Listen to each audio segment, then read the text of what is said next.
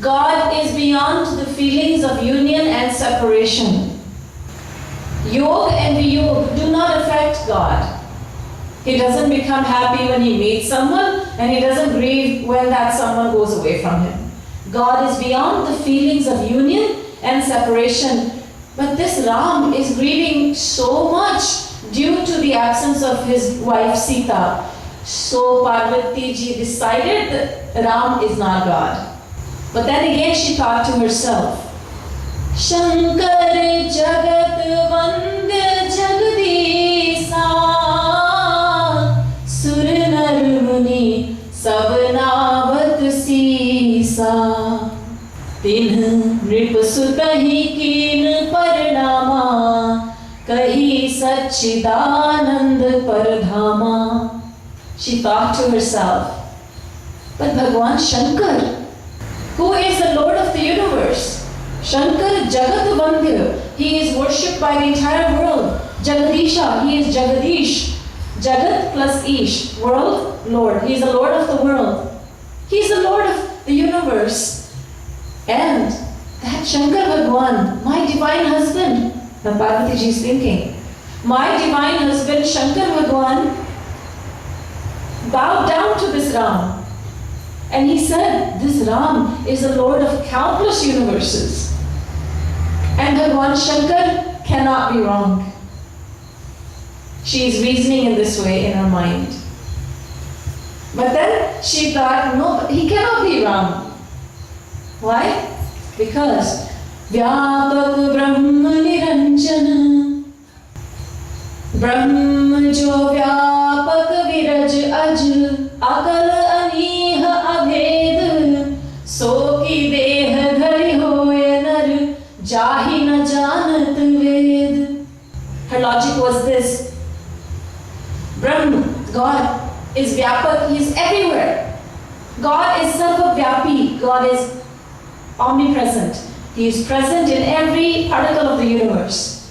Siya Ramamaya Sarva Jagajani, says the Ramayana. The Vedas say Sarvam Khalvidam Brahma. God is omnipresent. He is present everywhere. Isha Vasya Vidalgam Sarvam. Isha Vasya Parishad says the same. God is omnipresent. This Ram is in one place. I see him here. I don't see him there. I don't see him there. I see him in the easterly direction. I don't see him in the west, north, or the south. So Ram cannot be Bhagwan. This is what she decided.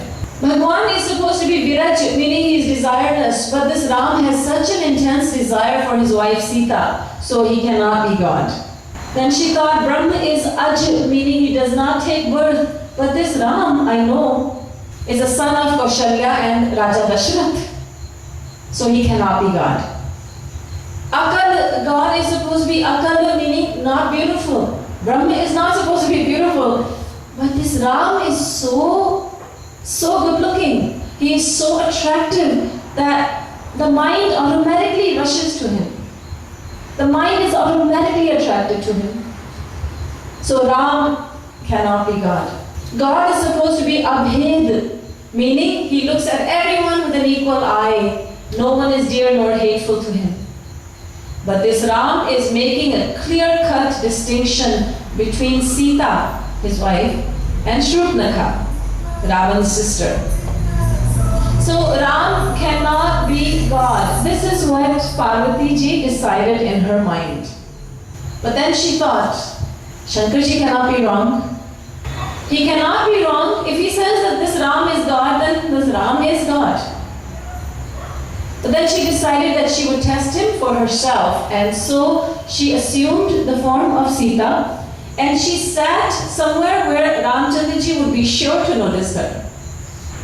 And when Ramchandraji saw Parvati ji, he stopped his acting. He came to his reality, he bowed in front of her and said, "Oh my mother, why are you sitting here all alone? Where is my father, Bhagwan Shankar?" Ramchandraji showed to Mother Parvati and to the entire world that he is omniscient, and all the material logic fails when it comes to comprehending Bhagwan Sri Ram. He gave up his acting, And he came to his reality and he said, "Oh Mother Parvati, where is my father, Bhagwan Shankar? What are you doing here all alone?" The student had gone to test the teacher. The teacher proved himself to be omniscient. Parvati ji was embarrassed. She went back to Bhagwan Shankar, and Bhagwan Shankar is omniscient. So he asked her, "Are you satisfied now? You tested him. He has proven himself to be who I said he was. So are you satisfied?" Parvati ji said, "My lord, I don't know what you're saying. I didn't test him." Kachuna pariksha leen gosai,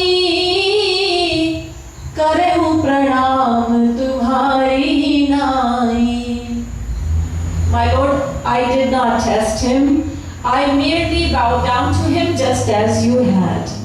Shankar Bhagwan said to Parvati ji, "You have assumed the form of my mother, Sita, and now you cannot be my wife." She had to give up her life. She renounced that body. Then she took birth again, and again she was accepted by Bhagwan Shankar. Parvati ji's example shows us that when God comes to earth, he performs very confusing pastimes. Ramchandra ji is asking the creatures of the forest, "Have you seen my Sita anywhere?" Now God forbid that your wife goes missing. Many of you are married. If your wife goes missing, are you going to go to the woods? Are you going to go to the park and ask the trees there for her whereabouts? Are you going to ask the bird in the cage that you have in the yard, "Have you seen my wife somewhere?" Are you going to ask the lamppost outside for your wife's whereabouts? You will say, "No, I will go to the police station." Ramchandra ji is enacting the part of a very grieving husband who is so devastated that he doesn't know that he's asking the creatures of the forest. He's asking the mountains. He's asking black bees. He's asking insects, birds, animals. He's asking mountains and rivers about Sita ji's whereabouts. In the Ramayana, we read this and we understand from this that God performs very confusing pastimes. And we become confused like Parvati ji became confused. Parvati ji cannot be confused. She is Bhagavati. She is the divine goddess. But by becoming confused, Parvati ji is showing to the entire world, "Look, do not have any doubts about Prabhu Sri Ram, because if you do have doubts, then look what happened to me. The same will happen to you.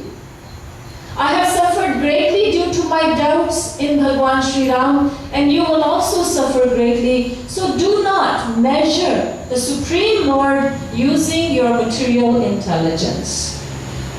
This is a lesson we learn from this example that was just given to you. And in the Ramayana we find many, many divine personalities who are confused by the divine acts of Prabhu Sri Ram. Garudji Maharaj is another example. Who is Garudji Maharaj? Tulsidas ji tells us. Jnani Bhakt Shiromani Tribhuvan Pati Kariyan Tahi Moh Maya Prabal Pamar Karahi Guman. Garudji is the topmost knower of scriptures. He is the topmost jnani. He excels in knowledge and he excels in bhakti, devotion. Not only that, but he is also the eternal vehicle of Bhagwan Mahavishnu. But he also became confused. What confused him? Well, he saw Bhagwan Sri Ram